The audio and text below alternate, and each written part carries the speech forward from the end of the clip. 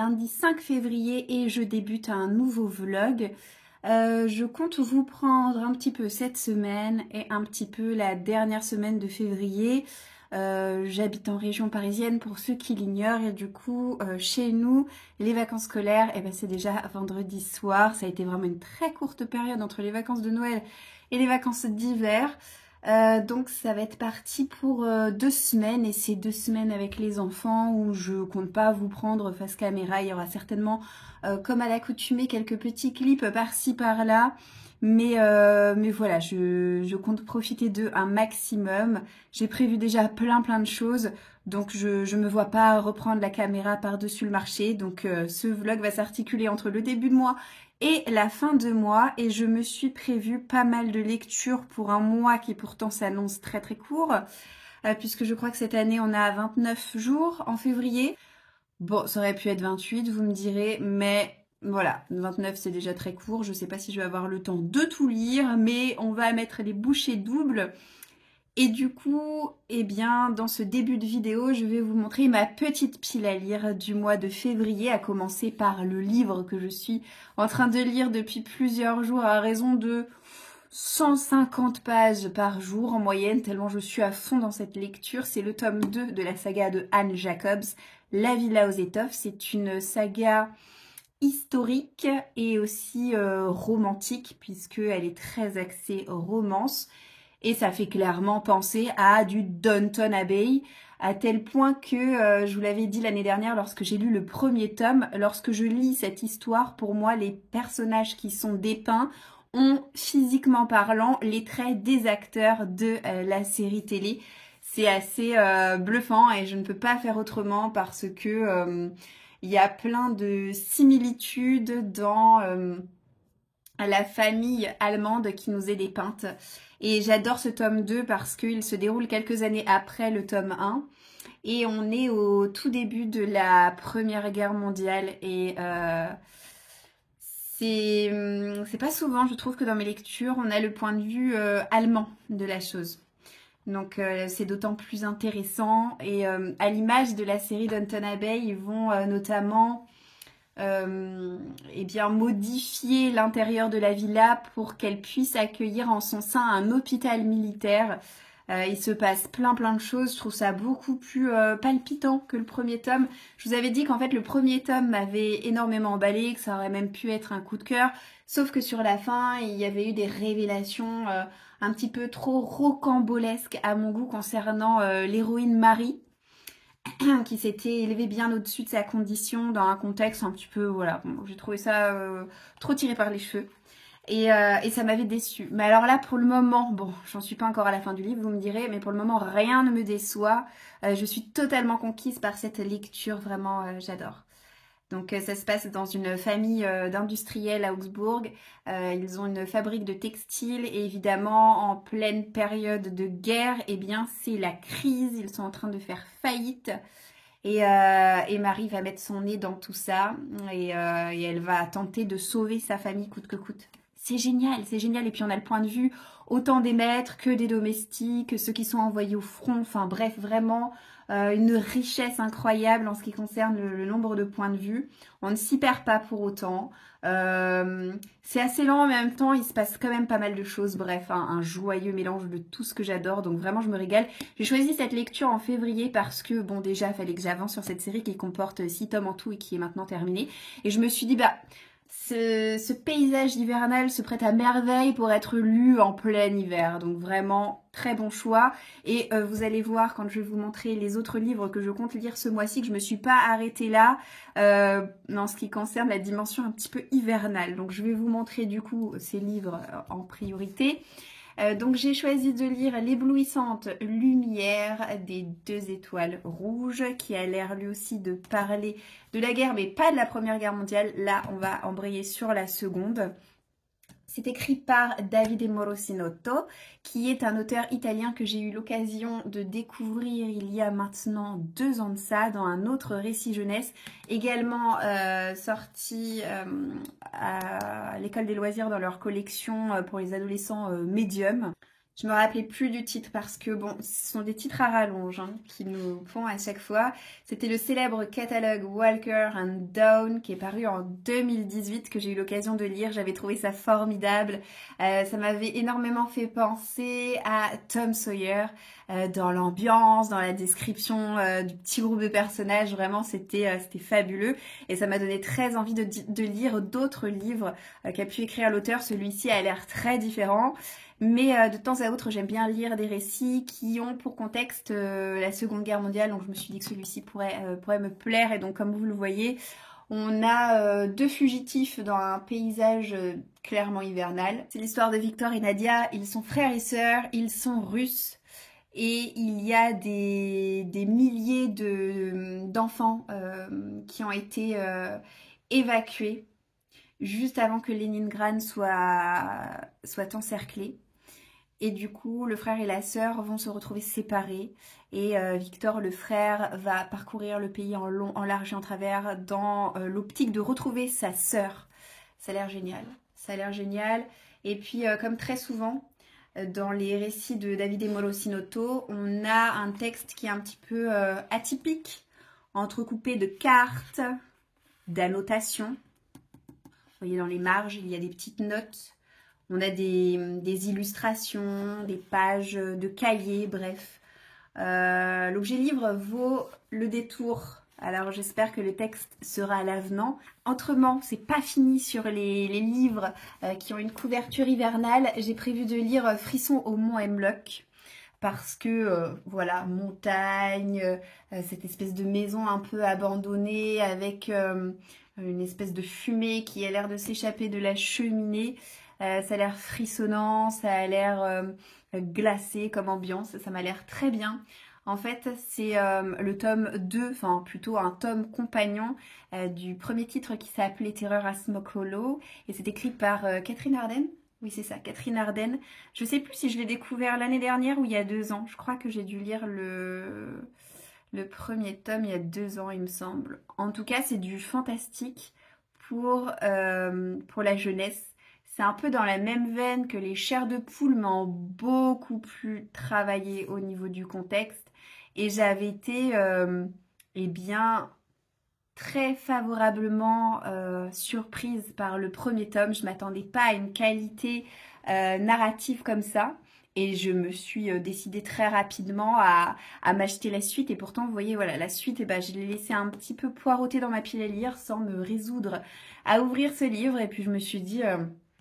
allons-y gaiement, il est court, c'est écrit gros, ça va se lire très vite et ça va être parfait pour la période des vacances scolaires où je prévois des lectures qui se lisent rapidement, qui contiennent pas trop de pages parce qu'il ne faut pas oublier qu'avec 3 enfants et 3 petits-enfants, je suis constamment interrompue dans mes périodes de lecture, sauf si j'ai envie de me poser pour lire le soir avant de me coucher.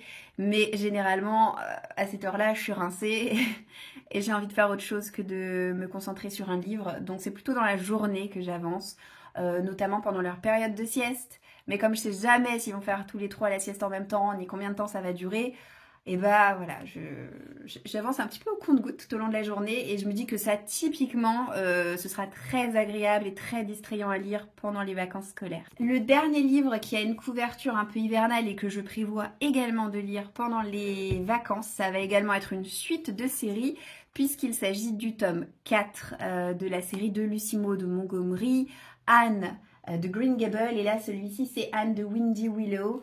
Magnifique couverture que nous a pondu encore les éditions Toussaint. Vraiment, leurs livres mais sont de toute beauté. J'ai aimé tous les tomes d'Anne.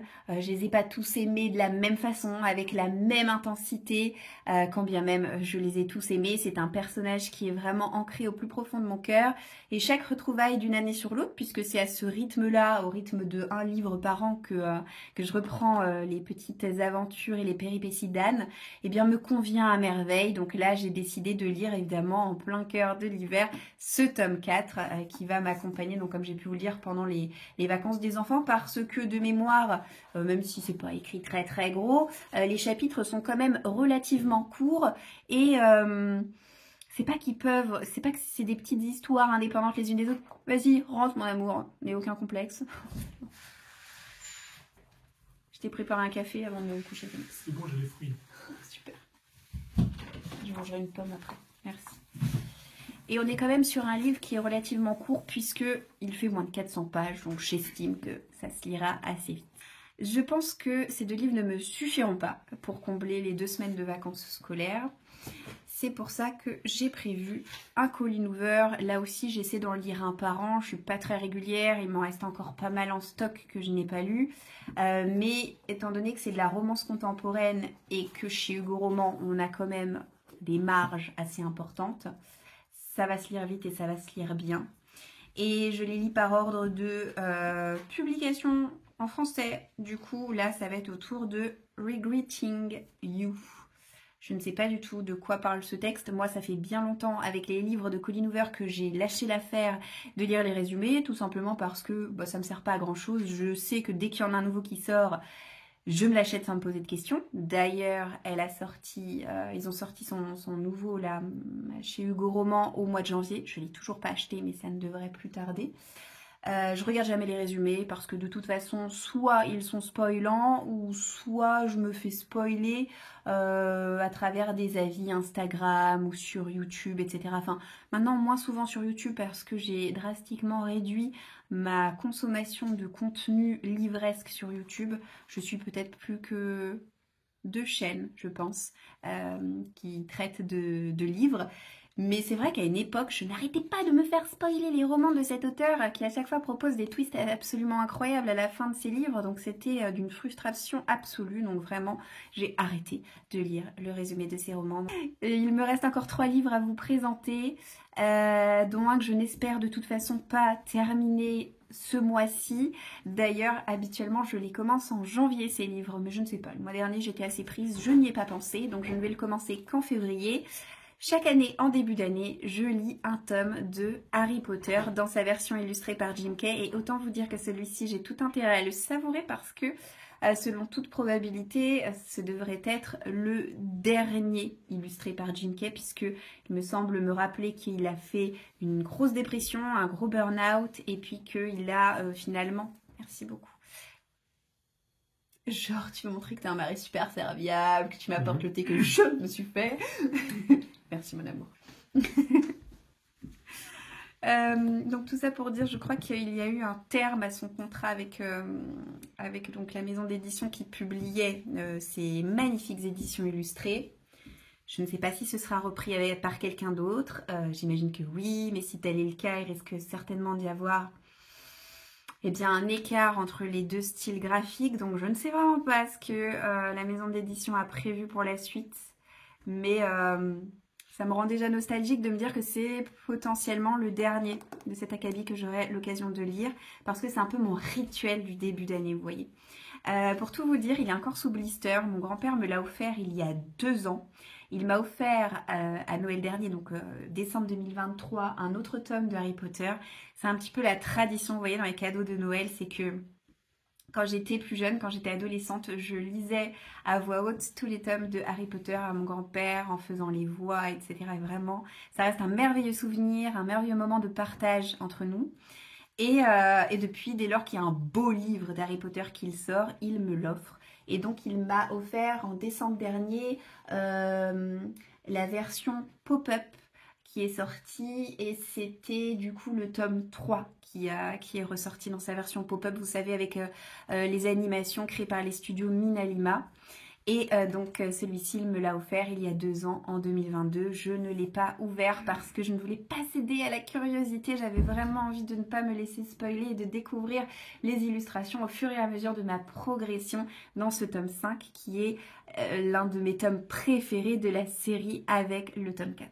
J'imagine que je ne vais pas avoir assez du mois de février pour lire dans son intégralité ce livre. Je pense que je vais faire comme les Outlander et comme je fais chaque année, en lire un petit peu chaque jour. Mais c'est pas grave, je le savourerai comme il se doit et ce sera parfait comme ça.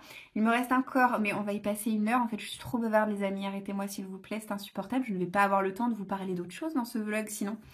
2 livres encore pour finir mon prévisionnel du mois de février. J'aurai peut-être pas le temps de lire tout ça, hein, ce sera la surprise à la fin du mois. En tout cas, ce livre se lit vite et se lit bien normalement. J'ai prévu de lire un Cozy Mystery, j'en ai lu un le mois dernier avec les enquêtes d'Anna Swenson.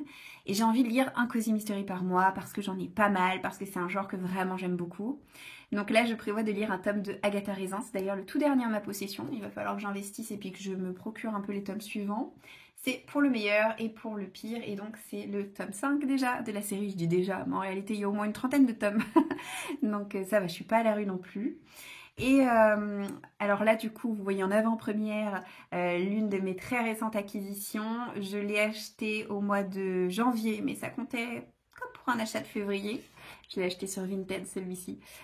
Donc c'est le tome 2 de la duologie de Rosianna Brown. C'est Saison d'orage et de silence, sorti chez De Saxus. Et j'ai lu le premier tome, je vous en ai parlé un tout petit peu le mois dernier. C'était le chant des sans-repos, je crois.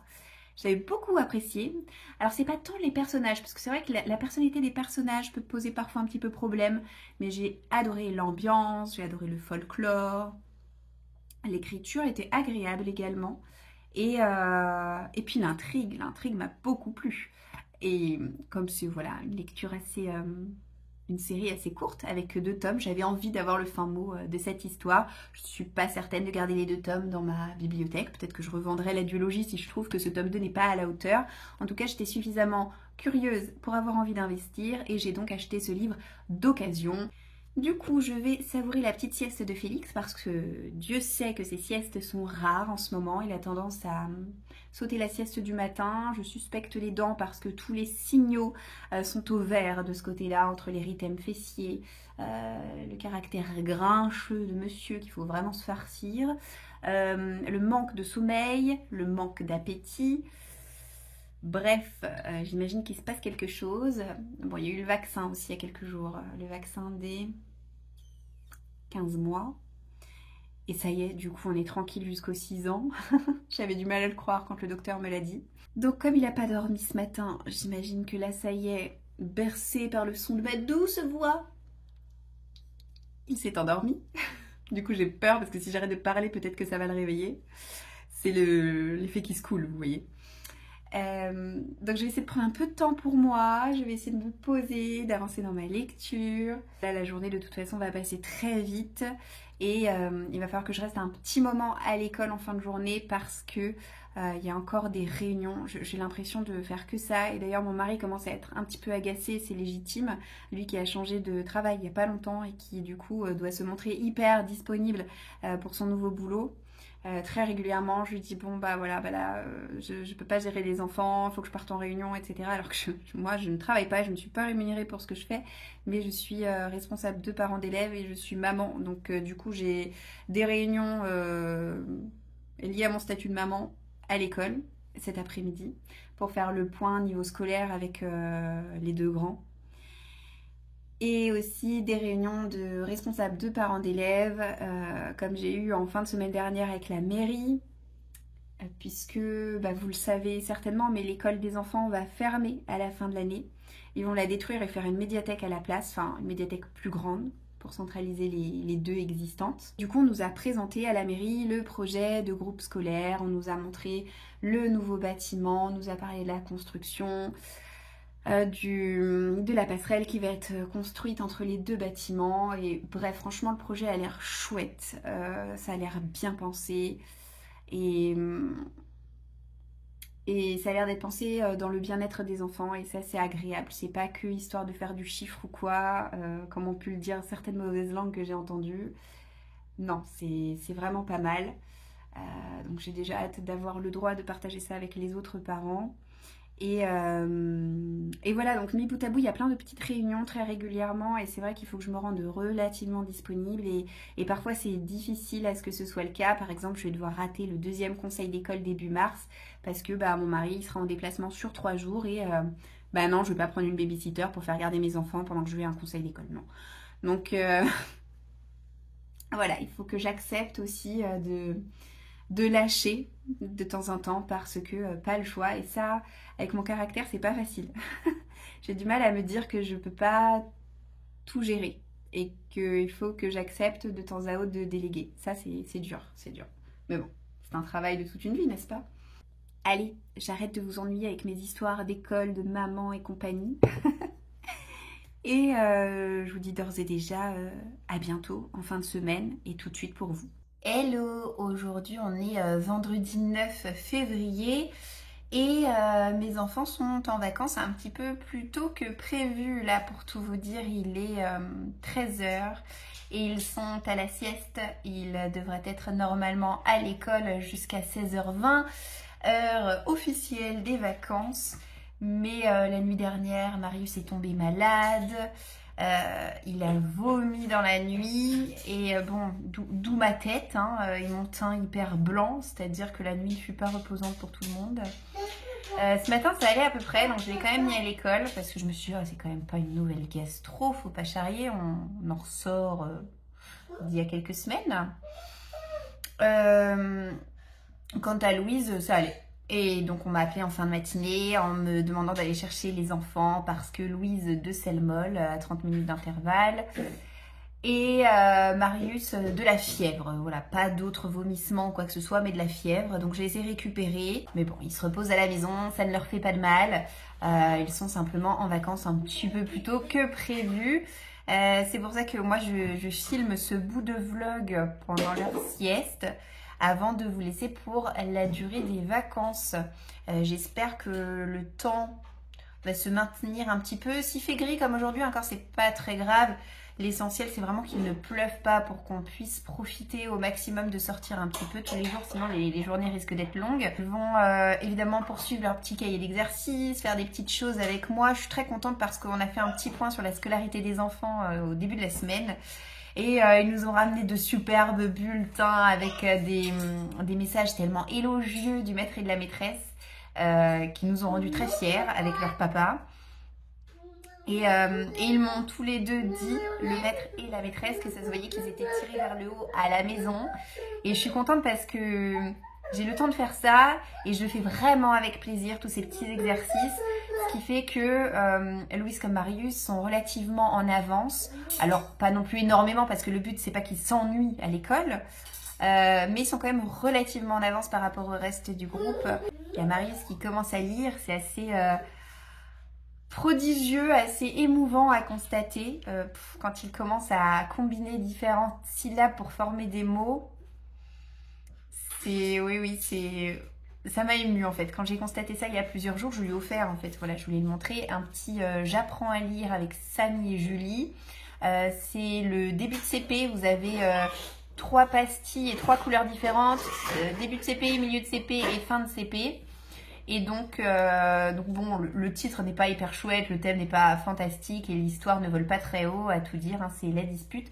Mais ce livre a eu l'immense privilège de m'avoir coûté peanuts parce que je l'avais eu en cadeau sur le site Verbaudet en passant une commande. Quand il y a un code anniversaire à renseigner, vous avez toujours le choix pour avoir un petit livre gratuit. Et à l'époque, voilà, il y avait celui-ci disponible, donc je me m'étais dit pourquoi pas.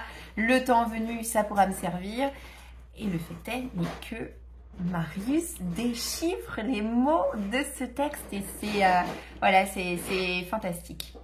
Donc comme je vous le disais, je pensais pas que je serais autant émue lorsque mes enfants commenceraient à lire, mais étant une grande amoureuse de la lecture, une grande amoureuse des mots, bah forcément ça me fait un fort effet. Voilà, alors je lui ai dit, mais c'est le début de tous les possibles, Marius. Là, tu ouvres une porte absolument incroyable. Tu t'attends pas encore à voir ce qu'il y a derrière la porte, mais crois-moi, tu ne seras pas déçu du voyage. Donc, on va poursuivre un petit peu sur notre lancée en déchiffrant plus longuement ce texte pendant les vacances. On va aussi pas mal travailler sur tout ce qui est addition, soustraction. Même ma petite Louise a bien compris le truc. Je leur fais poser les additions sur leur ardoise magique. Ils ont bien compris le concept du plus, du égal. Alors Louise, je lui fais des additions entre 1 et 5, ça dépasse pas trop pour le moment, et Marius entre 1 et 10. Mais ils ont clairement compris le principe. C'est trop chouette. Franchement, j'adore voir en fait la lumière s'éclairer dans leurs yeux dès lors qu'ils pigent un truc. C'est génial. Autrement, comment est-ce qu'on va s'occuper pendant les vacances? S'il fait pas trop moche, on ira dehors. J'aimerais bien leur faire une espèce... Je sais pas comment appeler ça. J'avais trouvé un terme à l'époque et ça m'est complètement sorti de la tête. Mais en gros, le concept, c'est de créer une espèce de petite compétition à l'extérieur. Le premier de vous deux qui me ramène 5 cailloux marque un point. Le premier de vous deux qui me ramène 2 bâtons marque un point. Le premier à réussir à courir jusqu'au plot là-bas en arrivant le premier marque un point. Et on part du principe que le jeu s'arrête dès lors que l'un des enfants a marqué 10 points et l'enfant qui réussit gagne, je sais pas, au hasard Balthazar 2 bonbons et le perdant en gagne quand même 1 parce qu'il faut pas charrier, faut pas de gros jaloux non plus, sinon c'est pas drôle. Donc voilà, on peut faire comme ça anime facilement une bonne heure dans la nature. Ils rentrent, ils sont rincés, ils se sont bien dépensés.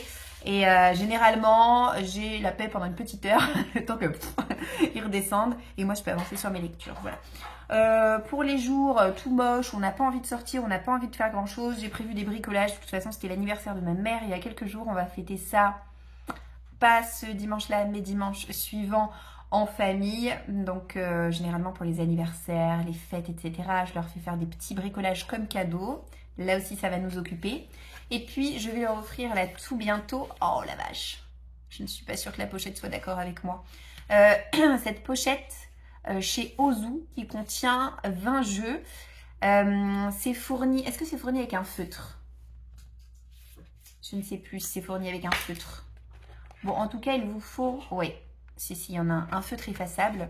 Donc ça, c'est le concept un peu... Ça, c'est le principe un peu sympa du reviens-y. Finalement, on peut effacer et puis réutiliser après. Il est encore en train de me vider la poubelle, tout va bien. Je ne vais pas leur offrir tout d'un coup. Il y en a 20. On a quand même plusieurs jours de vacances à passer ensemble, bien qu'ils iront au centre aéré les 2 mercredis des vacances. Parce que moi, j'ai pris des rendez-vous, des engagements où j'ai besoin de ne pas avoir toute ma smala avec moi. Et les autres jours, je leur offrirai, je ne sais pas encore, 1 ou 2 jeux par jour. Et ça va les occuper un petit peu. Ils attendront le lendemain avec impatience pour faire le suivant. Voilà pour les vacances. Et puis avant de vous laisser, petit point sur mes lectures. J'ai terminé Les filles de la Villa aux Étoffes. C'est un coup de cœur. Alors c'est rigolo parce que pas plus tard que ce matin, j'ai vu sur Instagram, je vous disais que je suivais plus trop de compte YouTube sur des chaînes littéraires. En revanche, sur Instagram, j'en suis encore plusieurs. Et je ne sais plus comment s'appelle cette personne que je suis, honte à moi. En tout cas, elle a fait un post ce matin sur ce tome 2 qu'elle a lu également. Et elle n'a pas du tout le même avis que moi. Pour elle, ça a été une déception et même pire, un abandon. Comme quoi, c'est drôle dans le sens où on constate qu'il y a vraiment autant d'avis lecture que de lecteurs. Voilà, moi j'ai adoré, ça n'a pas du tout été son cas. Et c'est ça qui est bien aussi, de pas tous avoir les mêmes goûts, je trouve. Donc pour aller un tout petit peu plus loin que ce que je vous ai déjà dit, parce que je vous ai déjà pas mal donné mon avis, mais j'attendais vraiment de terminer le livre pour compléter un petit peu mon opinion générale qui n'a fait que se bonifier au fur et à mesure de mon avancée dans cette lecture. Ce que j'ai apprécié, c'est que contrairement au premier tome où je lui reprochais un contexte historique trop fragile, ce qu'il a affiché un peu mal pour un roman qui joue les romans historiques, et bien là j'ai trouvé que le contexte historique tenait la route. Il était vraiment très présent, très solide. Et heureusement, parce qu'on est en plein cœur de la Première Guerre mondiale, j'ai trouvé énormément d'intérêt à ce tome 2. C'était vraiment passionnant, autant pour les personnages que l'on suit au front que pour ceux qui restent à l'arrière. On voit aussi le monde du travail qui pâtit énormément de ce conflit, avec des grèves généralisées, avec des banques qui font faillite. C'est très complet. Alors oui, je suis d'accord avec elle dans le sens où il y a des personnages qui sont franchement très très agaçants, ça oui. Mais sur le nombre, si vous voulez, bon, c'est bien aussi de se sentir agacé de temps à autre par un personnage parce que c'est ce qui fait qu'on s'investit aussi un petit peu dans le texte qu'on lit. Tout ne peut pas toujours nous plaire ou nous convenir ou quoi que ce soit. Moi j'aime bien me sentir parfois un peu agacée, pas tout le temps, ou pas que ce soit, voilà, constamment. Mais là, comme c'était simplement parfait. Donc, magnifique lecture. J'essaierai de me caser le tome 3 avant la fin de l'année. Nous verrons si j'y arrive. Par la suite, je vous dis, en ce moment, je carbure. Donc, ce matin, j'ai terminé un autre livre. J'ai terminé la duologie du Chant des Sans-Repos en lisant le tome 2, La Couve est vraiment tout aussi belle que celle du premier tome qui valait vraiment le détour. J'adore, vraiment magnifique. Maintenant ce livre, vous n'allez pas le voir plus longtemps en ma possession parce que je vais revendre ma duologie sur Vinted. Je vous avais dit que j'avais été hyper favorable au premier tome qui m'avait fait une excellente impression. J'avais adoré l'ambiance, j'avais adoré l'histoire. C'était vraiment... hyper plaisant, hyper dynamique. Eh bien, je n'ai pas du tout retrouvé ça à la lecture du tome 2 qui m'a pour le coup énormément ennuyée. Ce qui m'avait emballé dans le premier tome, c'est qu'il y avait l'organisation d'une espèce de concours et du coup, le tome était rythmé par les différentes épreuves. Ça nous permettait vraiment d'avoir constamment envie d'avancer et de voir ce qui allait se passer par la suite. J'aimais beaucoup les épreuves, j'aimais voir les différents concurrents. Bref, c'était vraiment très vivant. Et bon bah là la compétition elle est terminée, on embraye sur toute autre chose et ce toute autre chose m'a fortement déplu, m'a fortement ennuyée. Je me suis retrouvée à lire certaines pages en diagonale tellement j'étais pas emballée en fait par ma lecture. Donc avec un avis comme celui-ci, bien que j'ai beaucoup aimé le premier tome, pour moi c'est inenvisageable de garder la duologie dans ma bibliothèque parce que je sais pertinemment que je n'aurais pas envie de relire ces livres dans quelques années en fait. Voilà, c'est dommage, mais c'est comme ça. Je terminerai très certainement avant la fin de la journée le grimoire d'Elphi. C'est de Alouette, Arleston et puis Mini Ludwig. D'accord. C'est très chouette. Oh là là, ça faisait un moment que j'avais cet ouvrage dans ma pile à lire. Très heureuse de l'en avoir sorti un peu sur un coup de tête. Cette histoire, c'est l'histoire de 3 sœurs qui sont orphelines. Leur mère est décédée il n'y a pas longtemps dans un accident. Les 3 sœurs sont complémentaires parce qu'elles sont très très différentes les unes des autres, mais il y a un beau lien qui les unit toutes les 3. Elles vivent au départ, quand débute ce premier volume, chez leur tante, mais très rapidement, la sœur aînée qui a tout juste 18 ans va montrer un document qui provient d'un tribunal indiquant qu'elle a désormais la garde de ses 2 petites sœurs. Et c'est une grande débrouillarde la grande sœur et elle est assez atypique. Elle a récupéré un bus, vous savez les bus à étages, les bus rouges londoniens, pour en faire une librairie ambulante. Et donc elles vont parcourir toutes les 3 la France en s'arrêtant régulièrement 1 semaine ou 2 dans des villes différentes. Là elles partent en Bretagne à Kermalo où leur mère avait l'habitude de les emmener en vacances pour vendre des livres. Et ce faisant, bon bah elles vont découvrir les petites problématiques du village, elles vont commencer à fureter, à mettre leur nez dedans. Et en plus de ça, il y a une notion un petit peu de magie, puisque Elfie, notre héroïne, la plus jeune des sœurs, va se retrouver en possession d'un grimoire qui a appartenu à sa mère, qui était une auteure assez connue, mais pas que auteure, magicienne aussi, et visiblement elle a transmis certaines choses à sa fille. Qu'est-ce que c'est chouette! Je sais pas combien de tomes il y a en tout, je dirais qu'il y en a au moins 3. Si c'est pas plus, c'est sorti chez Dracou et ce qui est sûr c'est que je vais pas m'arrêter là. Moi il me faut la suite maintenant. Déjà j'ai qu'une hâte, c'est me replonger à l'intérieur. Il doit me rester que 20 pages à lire, malheureusement ça va être vite torché si je puis dire. Mais qu'est-ce que j'aime, oh, c'est trop chouette. Et puis alors attendez, c'est trop rigolo parce qu'il y a des petits clins d'œil en plus. C'est parce que Audrey Alouette, c'est l'auteur de Magic Charlie. Donc à un moment donné, on voit la couve de Magic Charlie, comme quoi c'est la mère des filles, qui s'appelle Mélusine, et pas Audrey, mais voilà, qui aurait écrit Magic Charlie. Enfin bon, vraiment c'est rigolo comme tout. Enfin, c'est pas humoristique, mais les petits clins d'œil sont sympas. Vraiment très belle découverte. Donc voilà, je vais me replonger là-dedans. Je sais pas trop ce que je vais lire après, mais je trouverai bien. Et puis bon, bah on verra comment se passe l'après-midi, puisque comme je vous l'ai dit, c'est déjà les vacances pour les enfants. Donc, à voir comment ça se passe.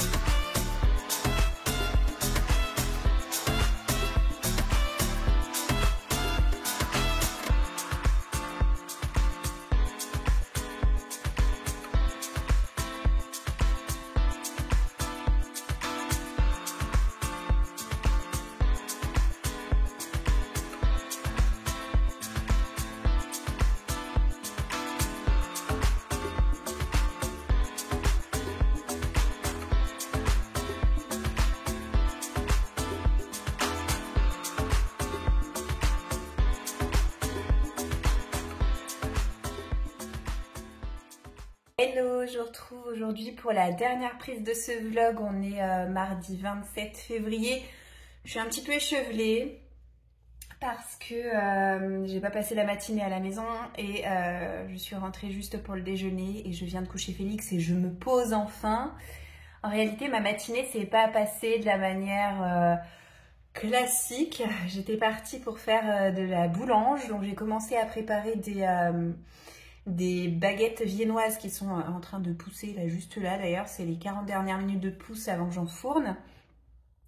Et en fait ce matin j'ai passé ma matinée aux urgences avec Félix.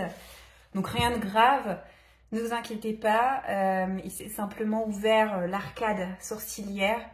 Il a pris la mauvaise habitude de nous vider les tiroirs et les placards de la cuisine, de balancer par terre tout ce qu'il peut y trouver.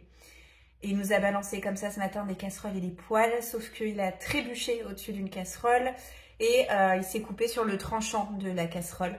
Et il s'est ouvert profondément. Et puis comme c'est un endroit mobile, un strip en fait ça n'aurait pas tenu, ça n'aurait pas suffi, donc j'ai été obligée d'aller aux urgences. Heureusement, voilà, c'était pas mercredi, c'est-à-dire que les grands sont à l'école. Donc j'ai pas eu besoin d'emmener toute ma smala ou de réussir par je ne sais quel miracle à faire garder les grands. Non, j'ai pu y aller qu'avec Félix. Ça a pris du temps, mais il a été très patient. Il est à l'âge où il commence à squeezer la sieste du matin. Donc il était un peu fatigué, mais ça allait quand même. En revanche, très impressionnant pour mon cœur de maman que de voir deux bonhommes devoir maintenir mon bébé sur le lit avec le masque parce qu'il gigote. Donc ils ont essayé de le contenir façon burrito en l'entortillant autour d'un drap. Mais même comme ça, voilà, avec une seule personne qui le tenait, ça ne suffisait pas. Il s'est énormément débattu. Le gaz a semblé n'avoir aucun effet. Ça m'a ramené des années en arrière quand Marius est tombé de l'escalier et qu'il s'est cassé le bras et qu'il a fallu réduire la fracture. Et où pareil, il fallait le maintenir de force sur le lit. Sauf que Marius était plus âgé. Et puis Marius, ça a été l'enfer parce qu'ils avaient mal réduit la fracture. Donc après une première radio, il a fallu revenir ensuite à l'hôpital. Et ils ont dû lui recasser le bras et réduire une deuxième fois la fracture. Non mais... Le cauchemar absolu. Bref, heureusement que tout ça s'est dû passer. Là, j'y allais juste pour 3 pauvres petits points de suture. Et on y a quand même passé 3 heures. Et donc, ils étaient à 2 à le maintenir et un qui recousait. Et puis, il braillait, mon pauvre bébé. Donc, pas évident. Donc là, voilà. Ouf, il est rentré. Il a mangé. Il a toujours un beau moral. C'est toujours un bébé souriant. Il n'y a pas de problème. Même dans la douleur, il est exceptionnel, ce petit être. Et puis là, il est couché. Et il va enfin pouvoir se reposer un petit peu. Et moi j'avais prévu de finir ce vlog aujourd'hui, donc écoutez, voilà, conformément à mes prévisions, me voilà devant l'écran, parce qu'on est fin février et que je voulais terminer avec vous ce mois de février. Les vacances sont donc finies depuis hier, ouf, parce que ça n'a pas été des vacances de tout repos. La première semaine, on a tous attrapé en famille la gastro, on se les refilait les uns les autres à tour de rôle, donc c'est pour ça que mis bout à bout, on n'a pas été bien pendant une semaine. Donc c'est les grands qui nous l'ont ramené de l'école. Rappelez-vous, je vous avais dit qu'ils étaient en vacances un petit peu plus tôt, qu'il avait fallu que je les récupère parce qu'ils n'étaient pas bien. Ça n'a pas raté. Ils étaient dans le mal le lendemain. Et puis après, ça a été notre tour avec le papa, avec Félix. Félix, c'est lui qui a le plus dégusté. Voilà. Donc pour la deuxième semaine, ça allait mieux. On a pu refaire des sorties, on a pu profiter un petit peu plus. Mais le rhume s'est installé, donc là je vous parle, j'ai ma gorge mais hyper en feu. Donc avec des enfants en bas âge, de toute façon, ils nous ramènent tout ça, on a l'habitude et on va encore en prendre cher pendant plusieurs années. Écoutez, ça ne m'empêche pas d'avoir le sourire. et ça ne m'a surtout pas empêché de lire beaucoup. En février, j'ai lu 9 livres. Je suis en train d'en lire un 10e. J'ai bon espoir, même si j'ai pas lu une ligne de la matinée, mais j'ai quand même bon espoir de le terminer, ce 10e livre, avant la fin du mois. Donc autant vous dire que si je réussis à lire 10 livres ce mois-ci, sur le mois le plus court de l'année, ce sera quand même fort de café, sachant que 10 livres, je lisais 10 livres par mois à la belle époque. C'était l'époque où j'étais pas maman. Donc je suis même pas sûre que depuis que je suis mère, j'ai réussi à lire une seule fois 10 livres. Peut-être quand je n'avais que Marius. Mais ça commence à remonter. Alors écoutez, aujourd'hui je vais pas vous parler de ma lecture en cours, tout simplement parce que j'ai du mal à me mettre dedans, j'en pense pas grand chose pour le moment. Je peux au moins vous dire que c'est le tome 3 de la série Red Queen de Victoria Aveyard. J'avais lu et relu les 2 premiers tomes. En revanche, c'est une totale découverte pour ce tome 3. Et j'ai du mal à me mettre dedans, bien que j'en sois à la page 200. Donc je vais plutôt vous parler aujourd'hui de ma lecture précédente que j'ai achevée hier. C'est Les jours brûlants de Laurence Perrin. Il ne me restait plus rien à lire, donc j'ai dû aller piocher d'autres livres dans mes bibliothèques. Oh là là, la vie est dure quand même, hein. Donc je me suis dit, pourquoi ne pas lire un Laurence Perrin? J'en lis généralement un par an. Et si ce n'est L'étrange vie de Zelda Zonk que je n'ai pas aimé, eh bien j'ai tout adoré de ses autres livres. Et donc j'avais hâte de lire Les jours brûlants pour savoir ce que j'allais en penser. Donc c'est pas un coup de cœur, mais c'est une excellente lecture et c'est surtout un livre qui m'a fait beaucoup réfléchir, qui m'a fait me poser des questions. Et j'ai trouvé que c'était une manière assez originale d'aborder le thème de la disparition. On est en 1976 en Amérique, dans une petite ville qui s'appelle Modesto. On suit Joanne, qui est mère de famille. Elle a 2 enfants et la première, elle a vraiment eu toute jeune. C'est ce qui l'a conduite d'ailleurs à se marier à l'époque en 4e vitesse avec son chéri, son premier amour. Elle est encore avec lui et ils s'aiment d'ailleurs tous les deux d'un amour très très fort. Lui, il a bien réussi sa vie, il est chirurgien et elle, eh bien, elle est mère au foyer, elle ne travaille pas, mais elle mène une vie qui lui plaît beaucoup. Elle est totalement épanouie, elle adore jardiner, elle adore cuisiner, elle adore s'occuper de ses enfants, bon en particulier le plus jeune qui est vraiment plus jeune. Quant à la deuxième, bon voilà, elle commence ses études supérieures, elle est adulte maintenant. Et tout se passe bien jusqu'à ce que Joanne rentre à vélo de la bibliothèque après avoir emprunté des livres et elle va subir une agression. On va la renverser, on va la rouer de coups, lui voler ses papiers et l'insulter. Ça peut paraître une agression légère, tout est relatif. Il y a des agressions à main armée, il y a des choses qui sont plus waouh, vous voyez. Mais il n'empêche que Joanne voit son monde s'écrouler suite à cette agression parce qu'elle n'a jamais été de sa vie confrontée à la violence, elle n'a jamais levé la main sur ses enfants. Et elle a mené une enfance privilégiée chez des parents épiciers très aimants. Jamais elle n'a été confrontée à la violence avant ce jour et ça va la faire mais littéralement sombrer. Elle va perdre les pédales, elle va être amenée à faire des choses qui n'ont un peu ni queue ni tête mais dont elle ne peut pas s'empêcher de faire. Et le jour où son mari va lui dire écoute, je prends les enfants, je vais camper avec eux et c'est de te ressaisir parce que là tu me fais peur, tu fais peur aux enfants. Eh bien Joanne va prendre une décision radicale parce que cette phrase, elle ne peut pas l'entendre. Le fait de savoir qu'elle fait peur aux autres. Elle va décider de disparaître sans laisser d'adresse. Elle prend sa voiture et elle part direction Las Vegas. Je m'arrête là, je vous en dis pas plus. J'espère vous avoir donné suffisamment envie. J'espère avoir éveillé suffisamment votre curiosité pour vous donner l'envie de vous pencher sur ce texte qui est particulier dans le sens où j'ai pas été forcément d'accord avec tous les choix de l'héroïne, c'est-à-dire que je trouve ça très culotté d'abandonner, finalement, il n'y a pas d'autre terme, d'abandonner son mari, d'abandonner ses enfants pour un motif aussi égoïste soit-il. Voilà, j'ai pas été d'accord avec tout. Mais on va dire que cette démarche d'essayer de se retrouver soi-même, cette tentative de reconstruction m'ont interpellée, m'ont intéressée. Ce livre est à prendre comme une espèce de road trip initiatique et surtout reconstructeur. Elle va côtoyer des gens à la personnalité fascinante dont les histoires m'ont vraiment intéressée. J'ai trouvé qu'il y avait vraiment un soin particulier accordé aux personnages secondaires qui m'ont tous beaucoup touchée. De toute façon, même l'héroïne à sa façon m'a touchée par ses blessures, par ses déchirures, par ses remises en question.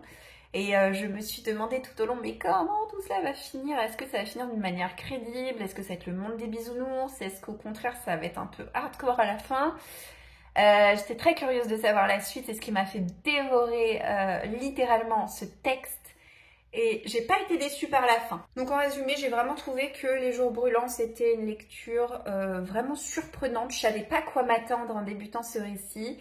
Et de ce côté-là, j'ai pas été déçue. Et c'est aussi une lecture très émouvante. Je n'ai pas vraiment pleuré, mais j'ai eu les larmes qui montaient. Vous voyez ce sentiment, cette sensation qui a pu m'étreindre dans les dernières pages de ma lecture que j'ai trouvé vraiment très belle, vraiment très juste. Et puis encore une fois, ça change vraiment de ce qu'on a l'habitude de lire.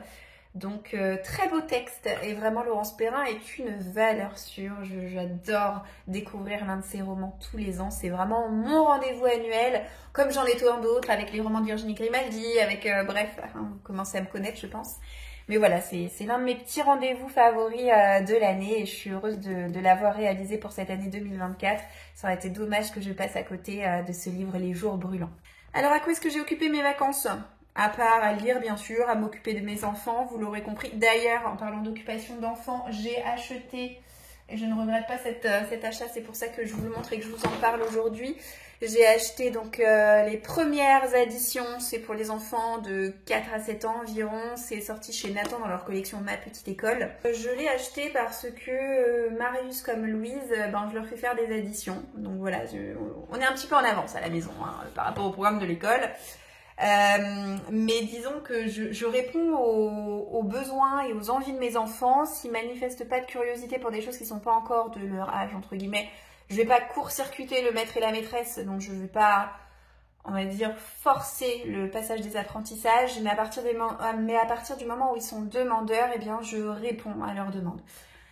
Et tant et si bien qu'on avait déjà commencé avec l'ardoise magique à poser quelques additions, et avec ce petit coffret, eh bien, on fait plus que poser des additions. Voilà, on cherche le nombre correspondant au résultat après avoir additionné les petits objets. Il y a des niveaux de difficulté différents. Par exemple, Louise est incapable de répondre aux additions qui vont au-delà de 10. Pas parce qu'elle ne sait pas compter, elle sait compter au-delà de 10, mais elle ne sait pas repérer visuellement tout ce qui va avoir trait aux dizaines et aux unités. 12, elle ne sait pas que ça s'écrit 1, 2 par exemple. Voilà. Et Marius, alors mon Marius, lui, il a commencé à faire des trucs alors j'étais occupée à côté de lui. Je lui ai expliqué rapidement, il a pigé comme ça y est, il a commencé les équations. Alors quand je parle d'équations, donc non, c'est pas ça.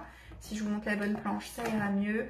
Si je vous parle d'équations, en fait, ce sont les additions à trous. Vous voyez, vous avez le début de l'addition posée, plus un trou égale le résultat. Donc j'ai expliqué à Marius, en fait, tu prends ton résultat, et à ton résultat, tu retires, donc tu fais une soustraction, tu retires le premier chiffre, et ça te donne le nombre manquant. Voilà, mais il a tellement percuté. Alors, attention, faut savoir un truc sur moi. Je suis une buse intersidérale en maths. C'est-à-dire que là, mon fils va bientôt avoir attrapé mon niveau. Je suis même pas sûre de me rappeler comment on pose une division. Je sais faire des divisions simples, je ne sais plus les poser. Mais heureusement, c'est pas tout de suite à l'école. Mais très rapidement, en fait, je vais me retrouver mes bêtes. Donc, il va peut-être falloir que je bosse de mon côté, pour pas avoir l'air totalement ridicule aux yeux de mon fils. Ou alors, il va falloir que mon mari prenne le relais parce que moi, clairement, c'était les langues, c'était le français. Mais non, en fait, les maths, les matières scientifiques, ça n'a jamais été moi, quoi. Mais jamais. Vraiment nul. C'était écrit grosse nul, vous voyez. Donc, et mon mari, c'est tout le contraire. Donc, voilà. C'est bien, on se complète bien. De mon côté, eh bien, j'ai enfin fait ce que j'avais dit que j'allais faire. Je crois que c'était dans le vlog précédent. J'ai enfin terminé l'album de naissance de Félix. Je sais, il est temps. Mon fils va avoir 16 mois dans quelques jours. Donc, j'ai d'abord, écrit tout le texte. Et ensuite, j'ai collé toutes les photos. Donc, ça m'a pris du temps. Ça m'a bien occupé. Mais c'était sympa comme tout. Et pour finir, on a fait les empreintes. Parce que dans ces albums-là, qui viennent des éditions Hachette, c'est la collection Disney. Vous en avez 5 ou 6, des couvertures différentes. Mais l'intérieur, c'est toujours le même. Donc, troisième enfant, je commence à avoir l'habitude. Oh là là, ces premières photos à la matière. Regardez-moi ça.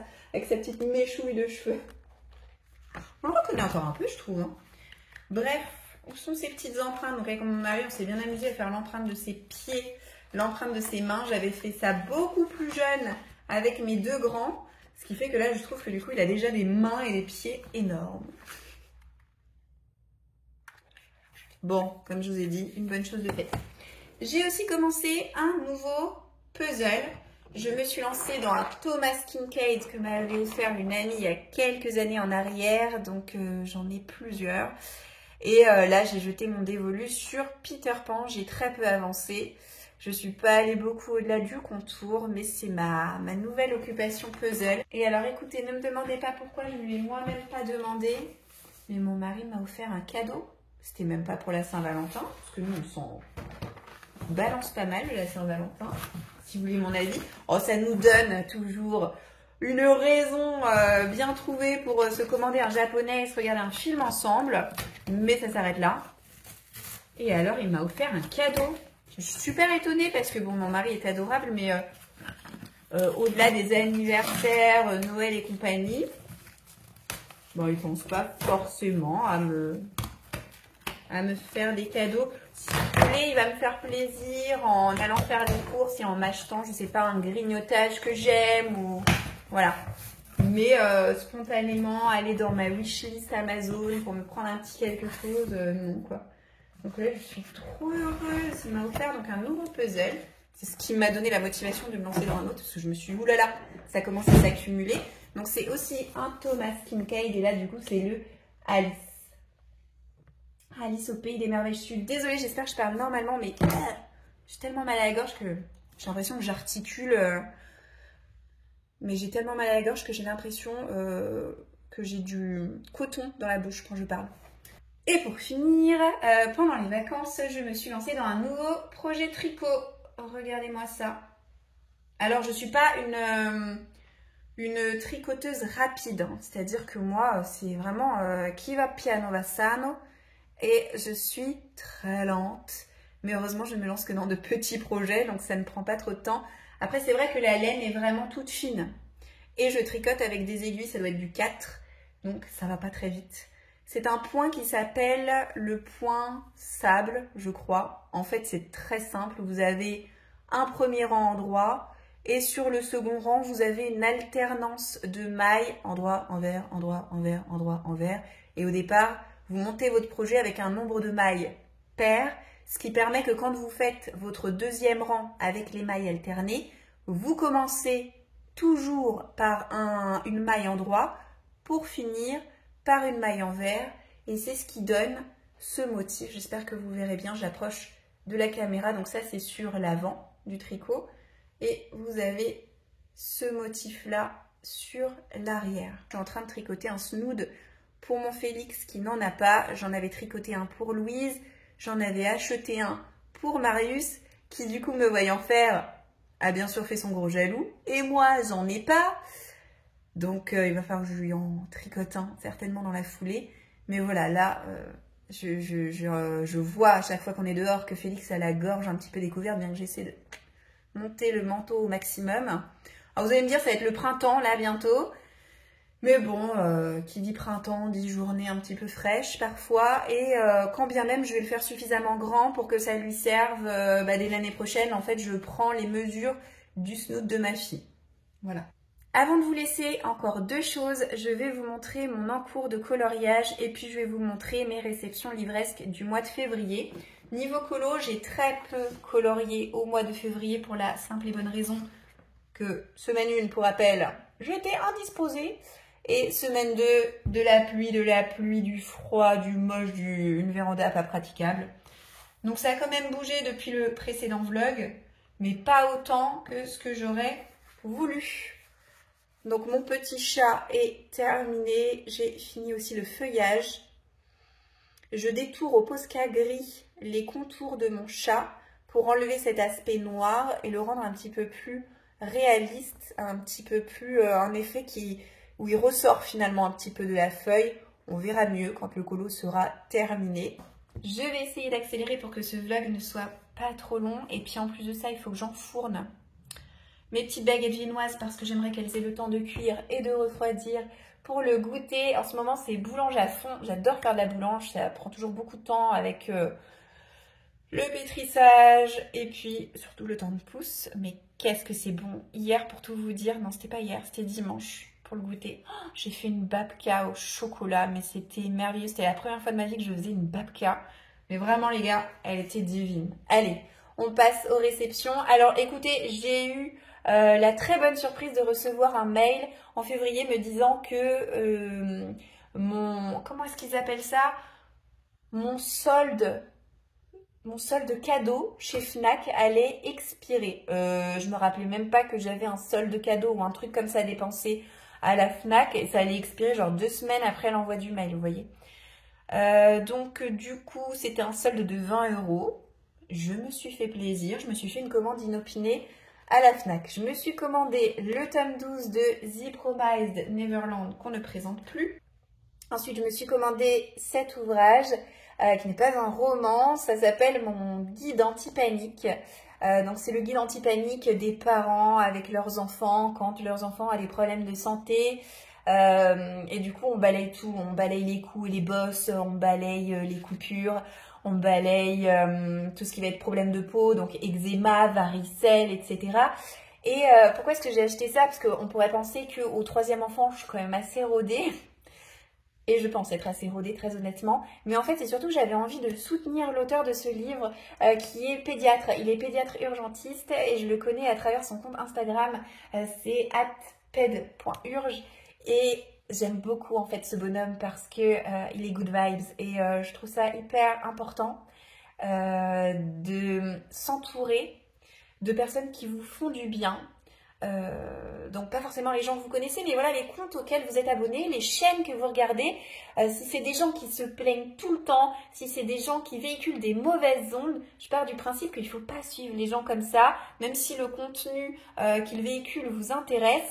Ben moi je suis contre l'idée de suivre des personnes qui entre guillemets ne vous font pas du bien. Je pense que c'est super important d'être entouré de gens positifs, de gens bienveillants, de gens good vibes, de gens souriants, parce que c'est ce qui nous fait aller mieux. Ce type, laissez-moi vous dire, il est génial. Il fait des vidéos très rigolotes et d'intérêt public parce que franchement, son contenu il est hyper intéressant. J'ai appris plein de choses grâce à lui quand j'étais toute jeune maman et je suis très heureuse de voir qu'il a sorti son livre. Et voilà, donc si vous avez des copines jeunes mamans, et bien par exemple ça, pour moi, c'est un beau cadeau à offrir aux toutes jeunes mamans.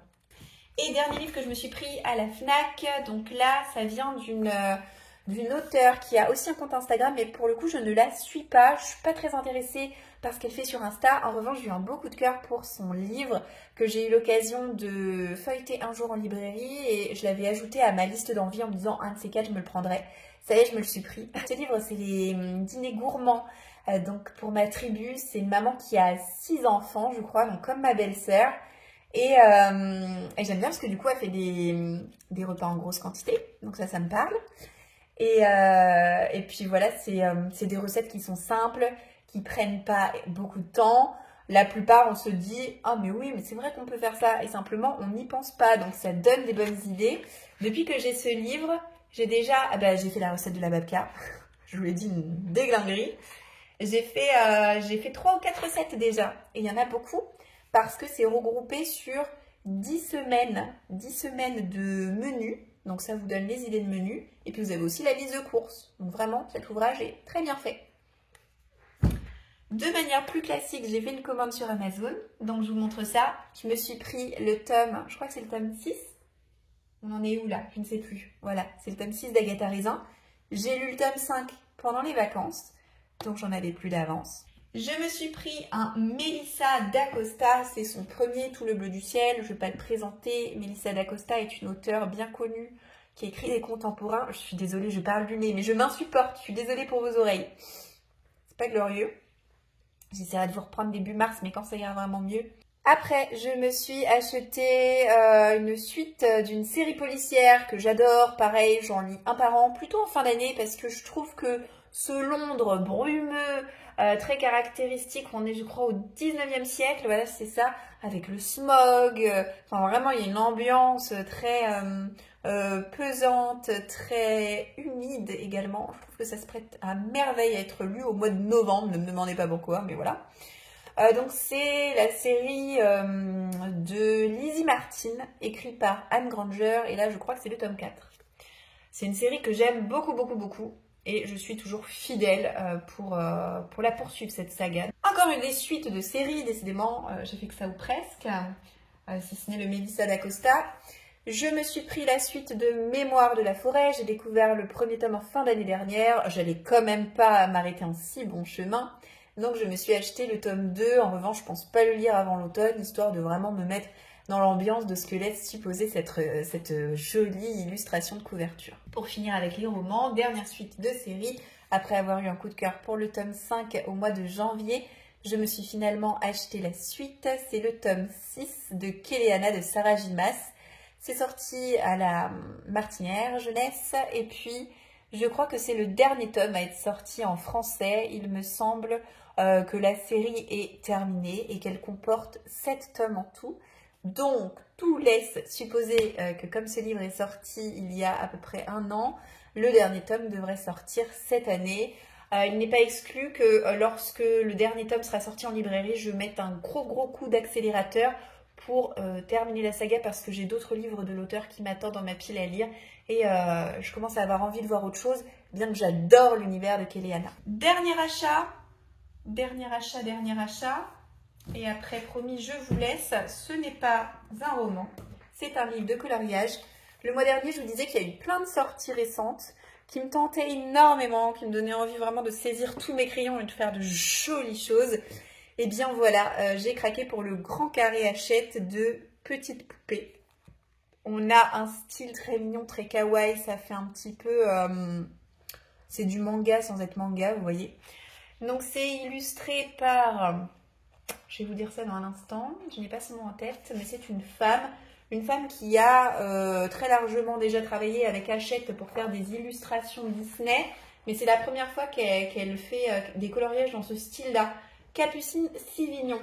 Et ce livre a un tel succès, je le vois tellement passer partout, qu'à mon avis, c'est pas exclu qu'elle en sorte un autre plus tard dans le même genre. Je vous montre évidemment seulement quelques pages. Ce que j'aime, c'est qu'on a gardé le côté un peu crayonné, vous voyez, avec les traits qui ont permis de base pour le dessin des visages. Un de plus dans ma collection d'albums de colo. Oh, j'adore le petit Mowgli, mais il est tellement cute. Regardez-moi ça. On dirait bébé Félix avec les cheveux longs. T'as juste envie de lui pincer ses gros yeux à bisous. Allez. Oh mon Dieu. J'ai beaucoup trop parlé. Alors, soit de deux choses l'une, je fais des coupes drastiques au montage, ou soit vous vous coltinez un vlog méga long. Je ne sais pas. On verra. En tout cas, je vous laisse, je vais passer à la cuisson de mes baguettes viennoises et puis je vais aller voir si mon petit chat s'est enfin endormi ou pas. Et je vous donne rendez-vous le mois prochain dans un nouveau vlog. J'espère que vous serez au rendez-vous. Ciao, ciao!